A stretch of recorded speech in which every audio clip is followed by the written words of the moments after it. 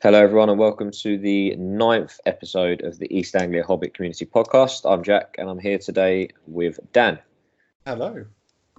So today we don't really have a proper topic again. Surprise, surprise. I'm nowhere near as organised as Josh is, and the post for questions went out late last night. So it'll be quite a short episode.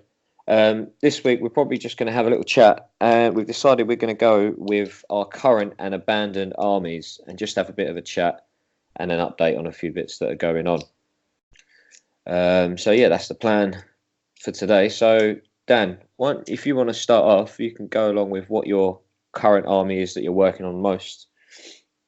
Yeah, sure. I don't know, I've been a bit all over the place, really.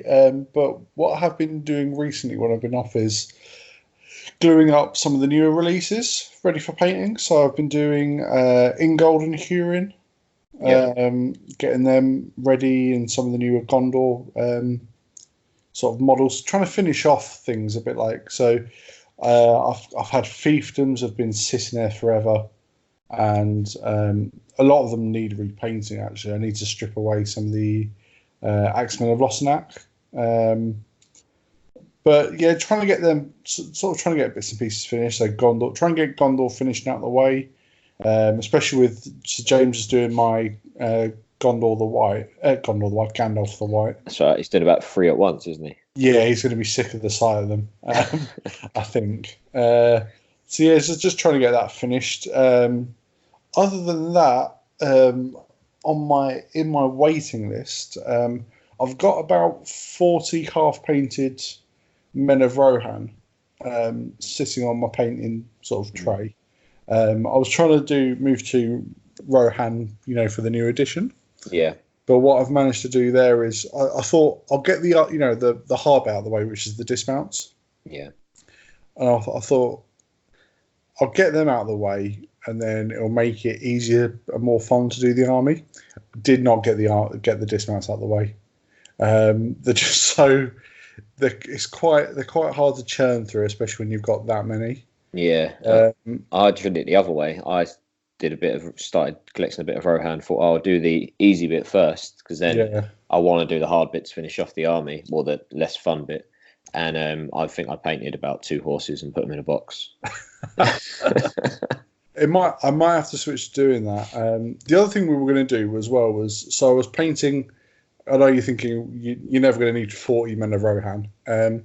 But the other thing we were going to do was, so for the last 7 stones, me and my brother, who we usually go together, we didn't make it this year. We didn't get a ticket at the time, and then we ended up booking up, and then other things come up, and tickets became available right at the end. But we were both busy. I was meant to have operation that weekend as well, so which got postponed, but. And so we were going to do like a Helm's Deep themed army. Yeah. So we're going to do Haldir, his elves, with Legolas, and then it would be Eomer, Men of Rohan on foot with Gimli. Yeah. So I think that's sort of like the best of both worlds, film and book-wise. Meet in the middle. Yeah, we're going to do that sort of army, and then as soon as we knew we weren't going, I thought, well, I'm not painting any more of these. Just left them in a box. And left in the box, yeah. So, so they're sort of sitting there. I've got a load of Rohan, just as you've seen along my mantelpiece. Yeah. All the mounted metal models, and they haven't moved. I mean, that's still there. Yeah, it's kind of where I am at the moment, and I've been busy sort of during my time off organising and tidying, and then that's just made me put more things in the queue rather than anything else. Just spent time adding more to the list rather than getting through the list. Well, that's it. I didn't realise how many things you get started doing and then never finishing. So like I've got like half of my Iron Hills from back in the day are painted. And it's like I've got with my Rivendell at the moment. Was intending. I've had them since I first got back into the hobby. I've tried a few different things to get me to finish it. I started writing up a blog, but then I was spending more time doing that than painting, and then that has led on to throwing in a Radagast to make up points values for an event, which has turned into Radagast Alliance, which has turned into Eagles. So by trying to finish one army and add one thing in it to be able to use it at a certain points, I've now effectively skipped another 2 armies over. So at the moment, I'm probably working on a combination of those 2, well, 2 or 3, it's more 2, Rivendell and Radagast Alliance. Just trying to get them finished. It's just taken me so long to churn through, because with the elves, not necessarily that they're old, because even though they're old models, they're still pretty good. They're very, very samey and just doing the same thing over and over and over again. So I decided to go with Eagles, which will be the same thing over and over again. But I always, I don't know if you found this when you were doing your Eagles. I always found them slightly, I don't know, easier because they're like a bigger model. Yeah, that's what I'm looking forward to. I say I'm doing them. I've done a bit of Radagast on Slay. That was quite fun, actually. It's something different. Yeah. It's not finished, but it's got most of the base colours on.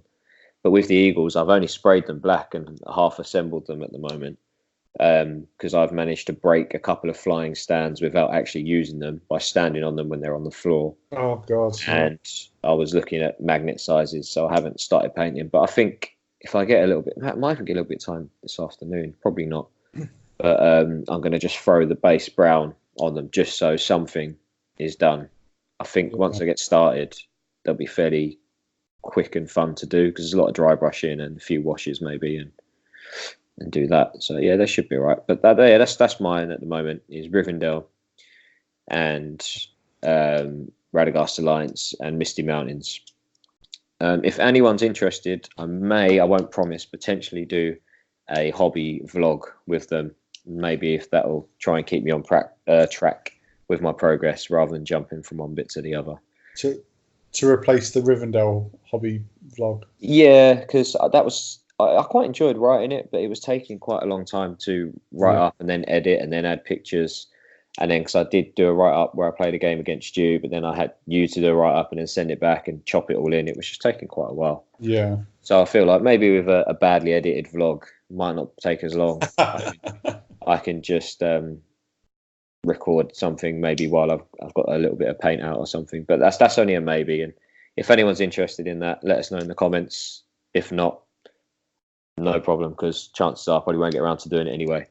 But it's something maybe if people are interested, I might do. I've had a bit of a dry spell recently, but mainly due to the fact that I'm not housebound. It makes me sound like an invalid, but I have been off work. You are limited in what you can do. Yeah, I can't drive at the moment, and I end up getting the public transport around me isn't fantastic. As I found out yesterday, trying to get a bus to the hospital to do physio. So I actually ordered a load of super glue off of Amazon, and it took about 2 weeks to arrive. 2 weeks? 2 weeks. I ran out of super glue in my house. And first world problems. And I think exactly first world problems. It's been very much on the back burner because the huge sort of load of super glue that I've ordered for myself just took so long to arrive. It finally arrived yesterday morning, actually. So I need to get back to it, but just takes time. It just takes time, and when you've had a bit of a breakout because you don't have the tools to do it, it puts you in a little bit of in a hobby fun. Yeah, it just takes something to just get you going again. Yeah. So that probably kind of leads on nicely to our other half of this topic, if you like, is abandoned projects. Oh, God. And I know most people probably just buy more things than they can paint, end up selling things they've bought because they're not going to get around to painting them. I think that's just the norm, really, with the hobby and what we do. So, would you want to just run us through some recently abandoned projects and the reasons you've abandoned them? Recently abandoned. I've got about 3 armies that I want to do, and then I'm not sure when I'll get around to doing them. So I've mentioned before with Josh that because Josh has finally announced his secret project, of Corsairs. Yes, that's right. With the videos of James he's put up on our channel and also on James's channel as well. So check them out. They're really, really good. Yeah, I think James's fantastic paint job. It doesn't motivate me to do mine. It probably demotivates you, if anything. I know, I know exactly my level of painting, and then I see James and I just go, oh, why should I even bother? And we can blame James for our hobby, right? The reason we're not painting is because we're never going to be as good as James. Yeah. It's all your fault, James. Friend of the pod. So Josh isn't here to do it, so I'll step in. But yeah, so a while ago I've bought almost everything to have a Corsair army. So I've got a load of boardwalk bases from Generation Shift. I've finally got the crossbows when they were re-released. I've got about 3 or 4 warbands, possibly, of Corsairs. Quite a lot. It is, actually. I didn't realise how many I had until I found another box of them recently. And I even got hold of a load of left-handed swords to convert the... That's what I remember you saying about that before, yeah. Convert the Reavers. And I think it's just because it's to get the Reavers as well, it's that little bit extra effort. Yeah. I've got everything there. I've got all the heroes. I'll probably have a spare captain or bosun, actually, which I'll probably end up flogging at some point. But it's just that it's just that extra little bit of effort to do, and that's why it's been on the back burner forever. Yeah. It's just one of those where it just takes that extra little bit of effort to put on the table, and it looks great. I mean, James, from what I've seen of Josh's paint job as well of his own troops, it's a lovely looking army. Just waiting. And I think it's because it's something different that you don't see all the time as well. Yeah, I'm just waiting for something to inspire me to do it. I'm buying off. I don't know if you saw on the marketplace, Sean was selling his. We looked at that for scenery, yeah. And Doc, and I've agreed to get it off him. So I'm picking that up at the League event in September. Yes. So hopefully, having a Corsair ship and a Gondorian Doc, that might motivate you to inspire me to pull my finger out and get that army done, finished. But at the moment, it's been in pre-planning stage for so long. It's almost permanently left in that stage. Yeah. You've just accepted that that's where it will stay. I can't. I've got all these bases there, all these customized bases from Generation Shift, all earmarked for this. So yeah, I will get them done. It just depends on which decade it gets done in. Yeah, I don't think it'll be this one. Might be in the 20s. Exactly. It's I suppose one of my abandoned armies. Well, to be honest, I think every army I use is probably partially abandoned, because I think what have I got? I think I've probably got maybe 3 armies that I could actually use. Obviously, I've got all the odds and ends. Like I've got some free hunters and like everyone does, like models that they like and things. And I've actually got a Halberad. I was going to do a very low model count army of the free hunters with Halberad. It's like a little grey company type thing. It wouldn't be a very good list because I won't get around to painting any extra rangers for it, but just something different. It's a fun list, isn't it, really? Yeah, that one's not quite abandoned. That's just when I've done my armies, I'll do that. So my armies that I use are Isengard, which I've got quite a large amount painted. I still need to do some more basic warriors, but I just don't have the motivation to dry brush and wash at the moment. Yeah. I've got pretty much everything for it. I've got cave trolls, not cave trolls, Isengard trolls, which are partially painted. The only things I don't have are warg riders, scouts. I'm not interested in any of the Dunlendings or things like that. So I've got everything that I want for it. Quite a lot of it's painted. I just need to finish it off. But that has been the case for about 2 years. My Iron Hills, a similar length of time, maybe about 1.5 years. I collected all that. I've probably got enough for about 800 points, maybe a tad more. I've got Dane, some goats, 2 lots of troops, banners, captains, ballista. I've probably got about 400 of troops painted and a ballista. So it's usable, but there's a lot that needs finishing, and it wouldn't take much to finish it off. Just a few easy conversion with a captain on goat. Just haven't bothered getting around to that. And even now, my Rivendell has been partially abandoned for my Great Eagles. So that seems to be my trend. Is I'll paint enough to use, and it won't be an optimal list. And then I'll like the look of something else, start something else, paint enough to use. And because I can use it, I lose the motivation to keep painting, if that makes sense, because I'm already using the army. So I either need to stop using it until it's completely finished, or just stop making excuses and finish some armies. So yeah, literally all the armies I play are partially abandoned armies, but I'll get there eventually. I think it's like that for a lot of people, though. I mean, most of mine are like that. As I said, I keep trying to say I'm trying to finish off Gondor, but there's so much to paint there that I'm just trying to churn through it. But like I did the the Kingdom Return the King list. Yeah. And I painted Aragorn and Legolas from the 3 Hunters, which are beautiful. And then the Army of the Dead, very quick to do. But I haven't finished basing them, and I got them usable.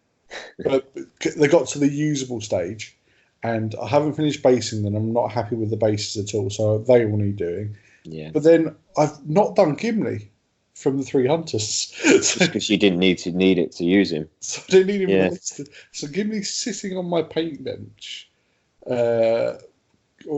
fully glued and everything, and it's just he's such an intricate model, and it'll take such a lot of time and effort. It'll be beautiful when done. But I just don't need him for anything. Yeah. And it's one of those where that army's done, but it's not finished. Yeah, it's in that state where you can play with it, which is good in some sense. Nothing needs to be perfectly painted to play. Like as long as it's got a few different colours of paint on it, I don't think anyone's going to be too bothered at any kind of events. And if it's just a friendly game, like me and you and James and Clayton, we've all played games with grey or black sprayed black models. Yeah. But it's like everyone appreciates that you don't always have as much time, I think, to finish all of the armies.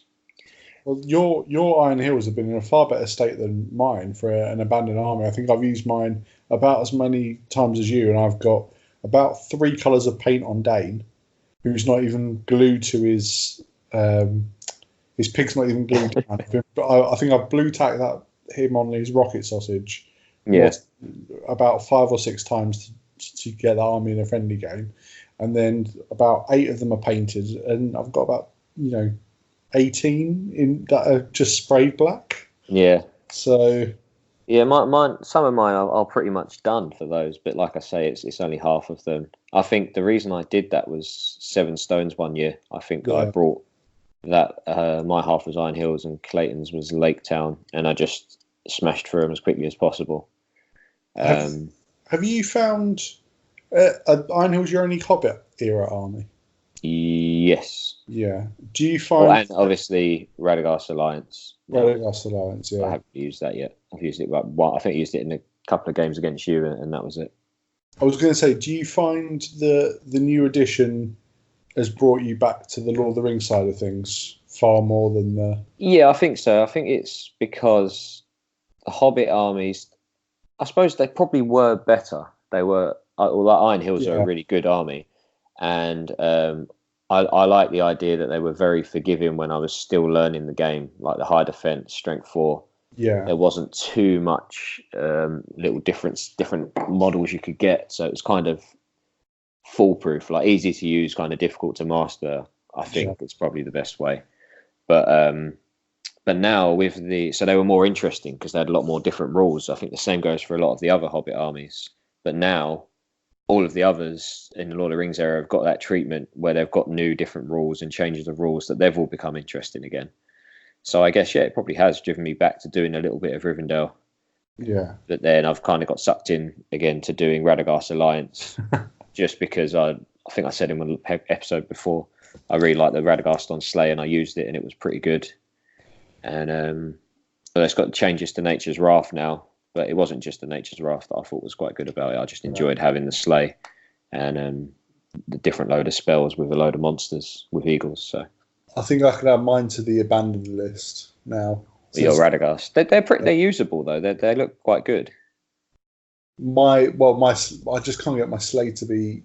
Oh, the sleigh. Yeah. I thought you meant your eagles. Oh no, I really like my eagles, and I need to use them more because they are a really fun army. I would recommend people to do them. I have been talking with James about trying to get some custom bases made. Yeah, I thought of trying to do something with them, but I think it's one of those that I think it'd take a lot more planning and effort than you'd think. Well, that's why I'm talking to James instead of doing it yourself. Yeah, I was going to get some magnets, but the magnets I've got are really good magnets, but they're just too big. Yeah. And I tried to file out a little bit of one of them, and it would have just taken a long, long time. So I think I'll just measure them up again and buy the same brand but a different size magnet, and just chop off the top of the flying base and stick another. So the magnets, it's just magnetized that way. I think that's probably where I'm going to go with it, rather than forcing them on and pinning them on and stuff like that. I'm going to go with magnets. I think that's the plan anyway. But we'll see when I get to that. At the moment, I've only got, I think, one flying base for 4 eagles. I've broken them.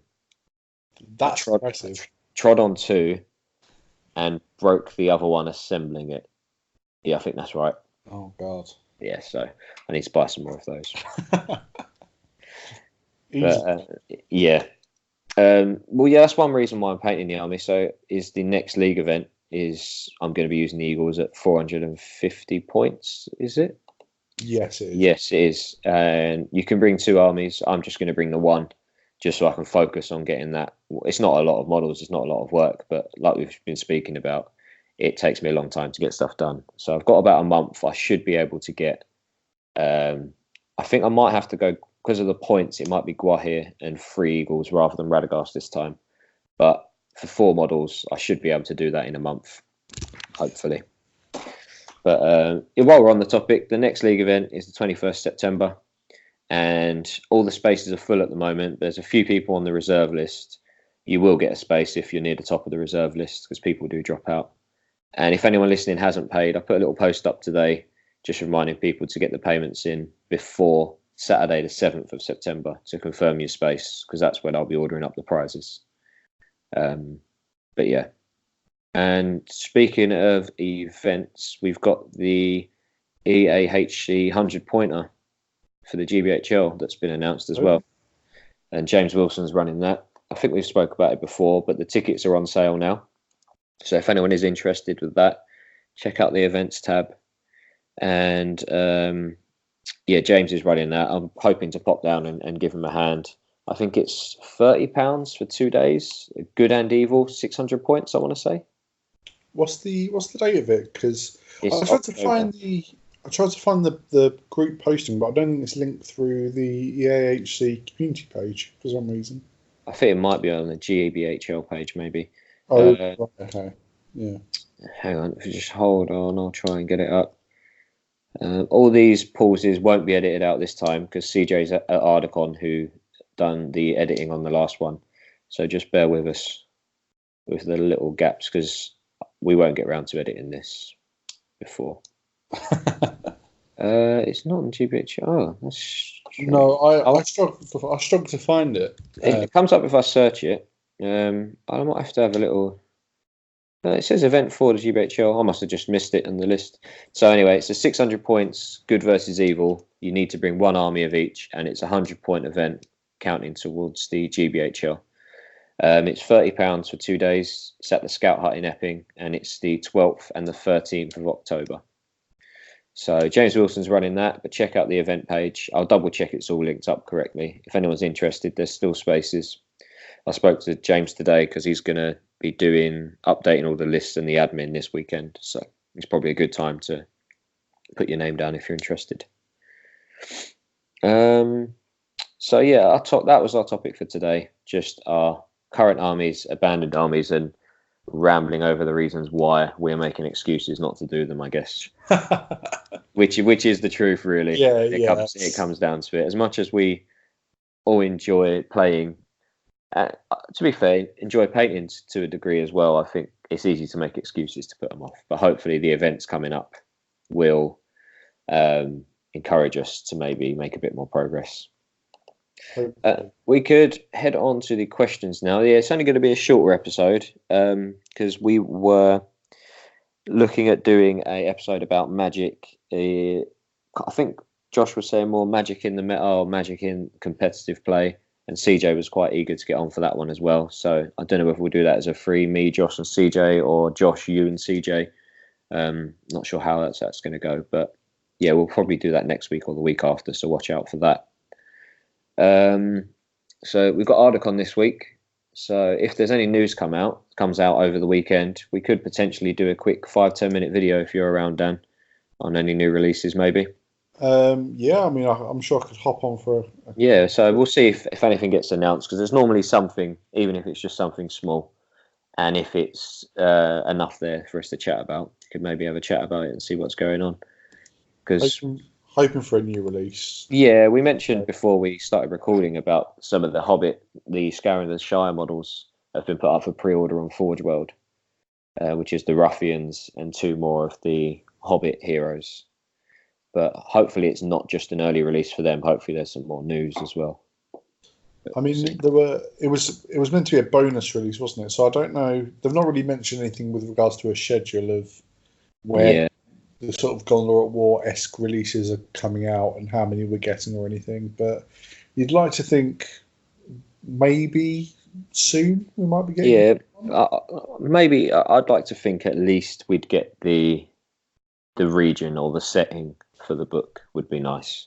Yeah, just to give us something else to kind of speculate about and just wait for a little bit more news maybe. But we'll see what happens. It could surprise us and tell us it's coming out next month and tell everything about it, but I can't imagine that. But we'll see what happens. Yeah.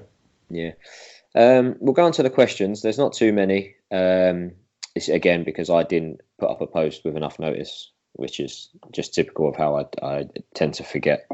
So we'll run through what we've got. The first question is from the Teen Spirit, and I think that's Sam. It's about CJ's question. Now, we mentioned this before we started recording. I can't even remember what the question was.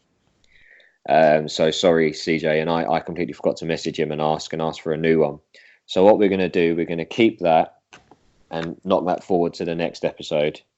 I won't read out what he said. I'm assuming it's about what's the maximum strength a model can get to.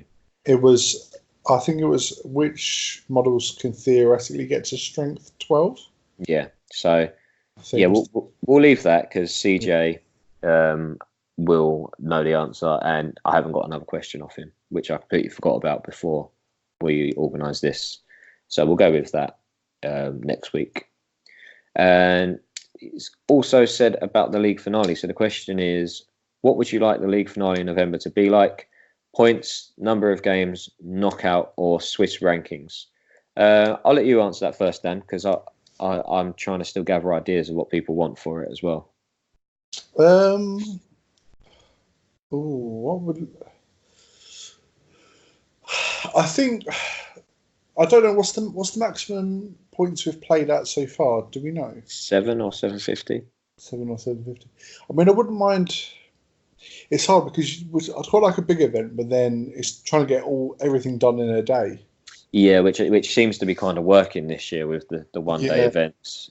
And really, you need at least, especially if it's going to be a final event, you need quite a few games in. Yeah, my thinking is you want 4 games. And again, I personally would like more points, and I think other people do like bigger points games sometimes. But we could still do that. It just means we'd have to have a longer day, which isn't the end of the world. Just maybe do a kind of 9 till 6 or 7 instead of a 9 to 5 kind of day. Yeah, I mean, I don't think starting early is much. People come from quite far. Some people, don't they? So, or far enough anyway.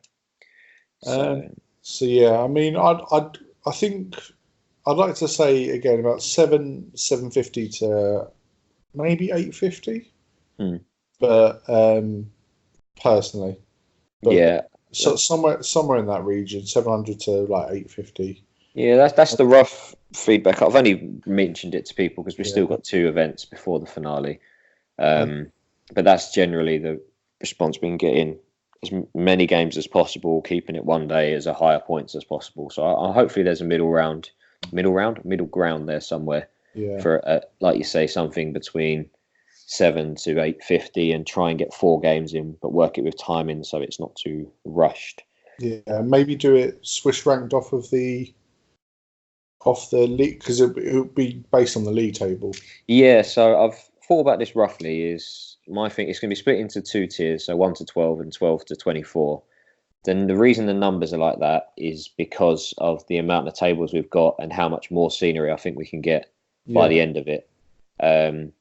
There's probably a different number that's perfect, so maybe a few more would make it more ideal for the number of rounds, but that's realistically the maximum we'd be able to get without stretching too far. Yeah. So that's the reason for the numbers. Probably won't do a knockout, because then a lot of people will be sitting around not doing a lot for the rest of the day. I know they can still play games amongst themselves, but for want of a better phrase, they become not meaningless but less meaningful towards the whole thing. I think from big tournaments like Ardacon and things where you're not in the running, but you've still got your scheduled load of games. Exactly, and there is going to be first, second, and third for each tier. So even if you're not going to get first or second, you can. We've both had it before where we've lost the first game and then somehow managed to come in the top 3 at an event by doing reasonably well in the rest of the games. Yeah. So at least that way, there's still more to play for, and I'm still working on the prize structure for that. And they're going to be actual mini trophies as well, rather than models. So it will be something you'd want to win as well. Yeah. So yeah, I work with the rankings, potentially maybe a seeded ranking for the first rounds, but then it can be a little bit unfair on some other people. So it most likely will be randomly drawn, then Swiss ranking throughout the day. Yeah, but that's to be decided on everyone's feedback. So if anyone wants to put in the comments to this video what they would prefer and why, let me know, because it's still all open at the moment, and I'm open to ideas, and I haven't finalised the plans for that yet. So just a suggestion, because I think something that we've spoken about, and it'd be interesting maybe to get people's opinion of it. So we'd spoken about previously how you group scenarios. So as you know, we were putting them in. I don't know if you posted in the group about it. I think so. Maybe I did. Maybe I didn't. What, as in having a couple of groups and then the top from each group going into? No. So how the scenarios are rolled for. Oh yeah. Sorry. Yeah. So the scenarios, the groupings for the scenarios is because we spoke about how you can have 3 or 4 scenarios on a day, and they could all be massively favouring high numbers, massively favouring low numbers. So my plan is to give a group up the scenarios into groups of 2, where one favours one type, where they're similar scenarios. So, for example, something that favours low numbers will be together in a group. So you'd only play one of them, then the other one would be out of the running, if that makes sense. So you're grouping up the 12 scenarios into groups of 6, and the groups would be to as similar as possible scenarios. So you would try and get as big a mix as possible. Is roughly. It would make sense if I wrote that down. But I think some kind of grouping of the scenarios is what I'd be looking at for the league finale, to ensure not necessarily a perfect split, but a nice even chance of getting different types of scenarios to have a nice spread. Yeah, I think we spoke about it before. It'd be just interesting if people do leave comments below with regards to how they feel about it. But I think we were talking about it in that it keeps the sort of randomness of the scenarios, so people can't tailor lists exactly. But then it fares it up a little bit as well. Yeah. Which I was keen on. I think we spoke about it with our little sort of almost playtest group. Yeah. So I found the list actually. I wrote it in my notes on here. So I'll roughly say what my thinking of the groupings was. Was subject to change, and I've done this very quickly. So the 6 groups was going to be, you'd roll a dice from 1 to 6. You would only play one of these 2 that you have rolled on that 1 to 6. Once you've played one of them, you can't play the second in the group.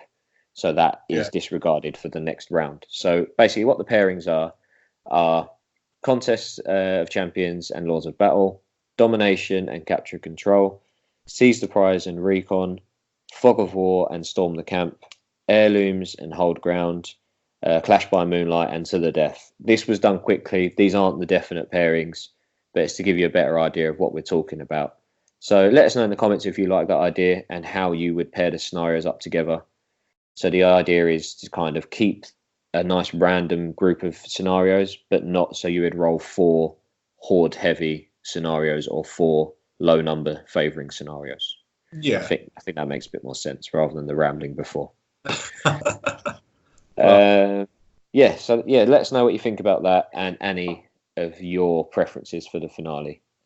It's all open for everyone, and I'm open to a lot of ideas at the moment. Next one from Teen Spirit again. Question 28 was, what's the giveaway? I think that was Josh saying if we get to 100 subscribers, there'll be a giveaway. I'll park that for next episode again because I'm not certain what that was. But so he's also given another question. What are your current painting projects? I think we've kind of covered that in this episode. Pretty much. So Write Down Gaming said, great episode, really enjoying these podcasts. Thank you very much. Like the response from Josh here, if people are enjoying them, we'll keep doing them. It's just chats that we'd probably be having about the hobby anyway and just recording them. So yeah, it's all good fun. Totes McAwesome, good episode, chaps. It definitely helped having a second set of eyes running over the changes. I'd missed the one about jump test over walls and engaging, which was very successful. Yes, I find that as well. When you play games against different people, it's a similar kind of thing. Like when you play the same person over and over again, you both might have a certain interpretation of the rules. But if you play someone else, they might have a different interpretation or might have seen something that you haven't. And I always find it quite refreshing, if you like, when you go to do something, someone's like, what are you doing? You can't do that. Did you not read this part? So you're always learning and going over things you've missed. I don't know if you find that when you play different people at events. Yeah, I mean, I think people tend to read. I think naturally you tend to read the FAQs that are perhaps more prevalent to your army. Yeah.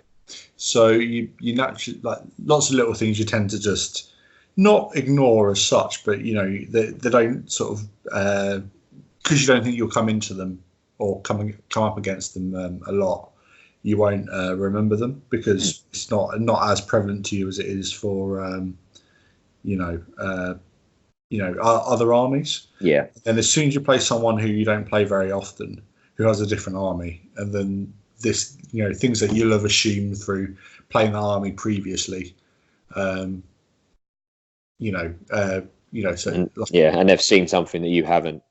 Yeah, and then you've gone, oh, that's changed. Oh, I had no idea. Yeah. Yeah. But it is what it is. But it's all part of. No one ever knows all the rules unless you're Jay, and even then, I think if he's rewriting the rules, he might not know all of them either. Yeah. So it's always just it's always good to have a couple of read throughs and then have someone else read through them as well. Yeah. But I mean, I think the big one everyone came out of the recent one was the Nature's Wrath and Wrath of Brunin.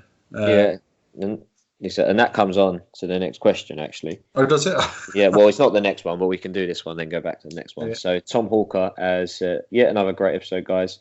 My question for you this week is, do you think the reduction of the range of Nature's Wrath actually makes it more effective, as you will have less chance of an enemy hero being in that bubble to resist, giving you the opportunity to charge in with the likes of Elrond and Pal?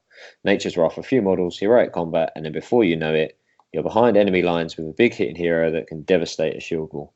I think that's a really good point, because I've had it in the past. I haven't used Nature's Wrath a lot, but I used it a little bit in the old edition with Rivendell again, just with, I think I had Arwen, was just using it. And sometimes you almost get too many models and you think, oh, I want to get these 5, but with the range, I'm going to get the one who can resist as well. So I think it's going to be a bit of both worlds. Obviously, it's less effective in the fact that it's knocking down less models. But then also, you'd like Tom said, there's going to be situations where you are going to be able to get off a Nature's Wrath that you might not have normally been able to because there's no one in the range to resist it. So, yeah, I think it makes it probably what its Magic is kind of leaning towards now, a more situational than dominate all kind of thing in the game, if you like. I think that's the way it's gone anyway. Whereas before it was Magic will just kill a hero outright. Now, like with your old immobilizers, now you have to channel it or combine it with a heroic strike or something else to get that extra effect. Yeah. So yeah, I think that's really interesting. I think only time will tell with that, but definitely it's going to open up some more opportunities. Where it's closed down some, it's definitely going to give you some more opportunities to use it in some different ways. I don't know if you've used Nature's Wrath much or not. I've used it. Well, had it used against me, definitely. I've used it a couple of times because I took Raddy on Eagle in the old version to last year's Ardacon. Yeah. So I did use it then. I think it depends on I mean, if you've got your caster mounted, I wouldn't say it makes that much difference because you'd always be able to you cast whilst moving. Yeah. So you'd always be able to position yourself in a sort of similar, You move along for a little bit further.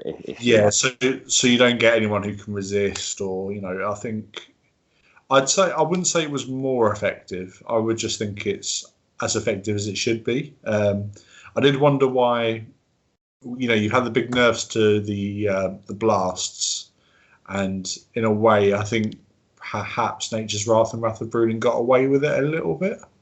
Yeah, I guess in terms of all of Magic, not all, a large amount of Magic has been toned down a little bit. Yeah, but I mean, you'd have the blast that you used to be able to just knock lines of down, and then that was nerfed. But the Wrath of Brooding and Nature's Wrath kept the sort of same area. And did pretty much the same thing without putting strikes down, unless it's Wrath of Brooding in water, if I'm remembering, and Nature's Wrath channeled. But so I mean, it was probably needed, and it means the casters are a little bit more exposed. But knowing the casters who can do it, so I think you got Elrond and Raddy, and if you've got Raddy on it, got Frandril's. Circulate as well. Yeah, I mean, if you're thinking about those as the main ones, I know Arwen can do it as well, but I mean they're heroes that you like. If Raddy's on Eagle or Slay, he'll be in combat anyway, as will Elrond, as will Thranduil. So I think it's probably reduced to be on par with the other magic spells. Yeah, I guess. But yeah, I don't think it's a huge nerf. I think it's just right amount. But yeah, it's interesting. We'll wait and see how it does and how it affects the top table lists, because there was a lot of all hero lists with it and a lot of Radagast Alliance lists and things. So we'll wait and see. So we've got another question from Leon. A very nice episode. And in terms of Tom Bombadil, and we spoke about this before about it's banned at a lot of tournaments and things. He said, I don't think that he or any other mini should be banned from tournaments because he's just a scenario model. There's so many profiles that are made for scenarios, Bill the Pony, Smarg, Azog, Signal Tower.